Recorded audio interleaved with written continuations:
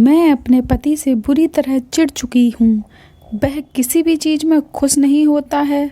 शादी के 1 साल तक मेरे पति ने मुझे छुआ नहीं।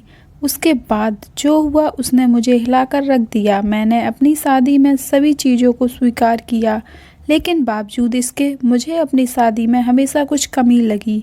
ऐसे में जब सच्चाई मेरे सामने आई तो उसने मुझे हिलाकर रख दिया। इस बात से बिल्कुल भी इनकार नहीं किया जा सकता कि परिवार में लड़की के पैदा होते ही उसे शादी का सही मतलब सिखा दिया जाता है। मुझे भी बचपन से यही सिखाया गया था कि शादी एक पवित्र बंधन है जिसे हर कीमत पर संजोकर रखना चाहिए। शायद ऐसा इसलिए भी क्योंकि मेरे माता पिता और भाई बहनों की मैरिड लाइफ बहुत ज़्यादा खुशहाल थी। यही एक वजह भी है कि मैं इस तथ्य पर विश्वास करने लगी थी कि जिससे भी मेरी शादी होगी उसके साथ मैं कदम से कदम मिलाकर चलूँगी। लेकिन मेरे साथ ऐसा नहीं हुआ। समय के साथ मुझे समझ आया कि कैसे हम दूसरों की खुशियों की परवाह करते हुए खुद की खुशी को दांव पर लगा देते हैं।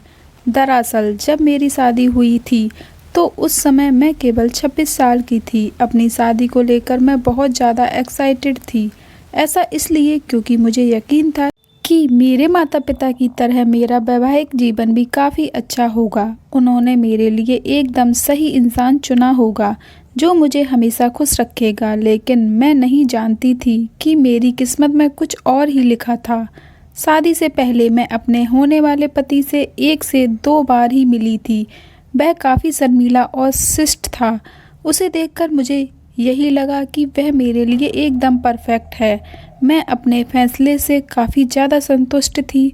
मेरे पिता ने भी मेरी शादी बहुत अच्छे से की थी, लेकिन शादी की पहली रात मेरे साथ कुछ ऐसा हुआ जिसने मेरी ज़िंदगी को बुरी तरह से हिलाकर रख दिया।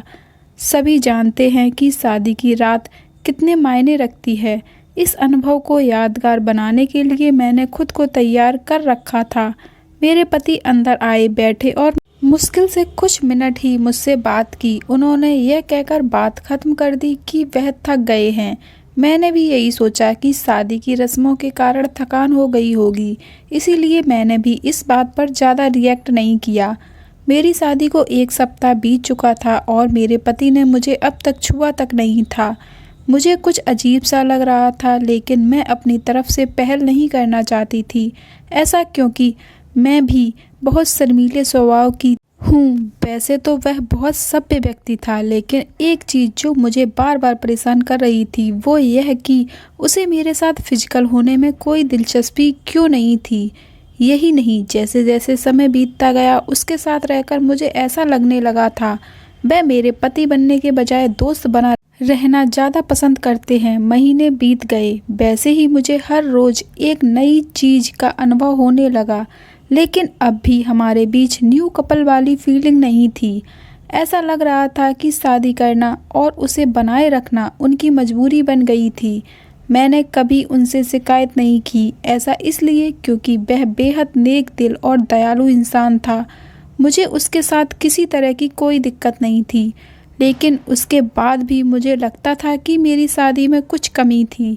हमारी शादी को 1 साल बीत गया और हमारे बीच छोटी सी बात को लेकर झगड़ा हो गया, जो वास्तव में गंभीर लड़ाई में बदल गया। मेरे मन में गुस्सा था तो मैंने कह दिया कि मैं एक पति के लिए तरस रही हूँ जो मुझे कभी नहीं मिला।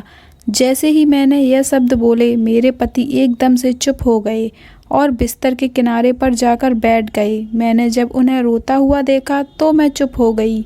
मैं दंग रह गई। ऐसा इसलिए क्योंकि मैंने आज तक उन्हें मेरे सामने कभी इतना कमज़ोर होते नहीं देखा था। मैंने उन्हें परेशान देख दिलासा दिया। तभी उन्होंने मुझसे माफ़ी मांगी और कहा कि उनका इरादा मुझे चोट पहुंचाने का बिल्कुल भी नहीं था, लेकिन उन्हें महिलाएं पसंद नहीं हैं। मैं कांपते हुए अपनी जगह पर खड़ी हो गई।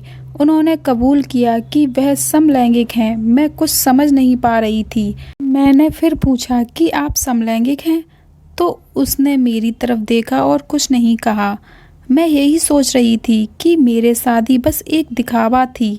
मैं बिस्तर पर चुपचाप लेट गई और हकीकत से भागने के लिए सोने की कोशिश करने लगी, लेकिन मैं अच्छे से जानती थी कि यह सपना नहीं है। मेरे पति पुरुषों को पसंद करते हैं।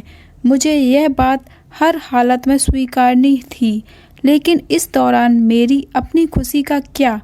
मैंने अपनी खुशी की परवाह न किए बगैर उनके साथ जीवन भर शादी का ढोंग रचाने का फैसला किया। हालांकि मुझे धोखा देने के लिए उन्होंने मुझसे माफ़ी मांगी। उन्होंने कहा वह सब कुछ मुझे बताना चाहते थे, लेकिन उन्हें लगा कि वैवाहिक जीवन में व्यस्त होने के बाद शायद वह बदल जाएंगे, लेकिन ऐसा नहीं हुआ। हमने फैसला किया कि अब ऐसा नहीं चल सकता, हमें किसी न किसी निष्कर्ष पर तो पहुंचना ही था। ऐसे में हमने तलाक की अर्जी दायर की, जिसकी वजह से हमारे परिवार के बीच संबंध खराब हो गए। लेकिन मेरे और मेरे पति के बीच दोस्त के रूप में रिश्ता बहुत मजबूत हो गया है। मैंने उन्हें समझा और उनकी भावना की कद्र की। वह चाहते थे कि मुझे ऐसा व्यक्ति मिले जिसके साथ मैं हमेशा खुश रहूं। हमारा यह कदम उन बंधनों से मुक्त करने के लिए ज़रूरी था जो हमें दुखी और अधूरी शादी में जोड़े रखना चाहते थे। लेकिन मुझे खुशी है कि हमने समाज की परवाह नहीं की, बल्कि अपनी खुशी के बारे में सोचा। सच कहूँ तो आज मैं बेहद खुश हूँ। यह कहानी आपको कैसी लगी और इसी प्रकार की कहानियों को सुनने के लिए मेरे चैनल को सब्सक्राइब, लाइक एंड कमेंट करें। Thank you for watching.